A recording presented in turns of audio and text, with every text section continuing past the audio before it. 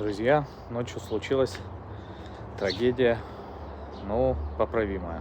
Вот тут у нас было гнездо, в котором жили ласточки. Прихожу я вечером, оно вот здесь лежит. Вот таким образом я все это восстановил.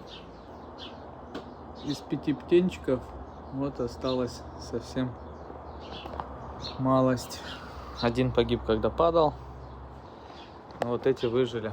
Хорошо родители прилетают и кормят. Как-то так.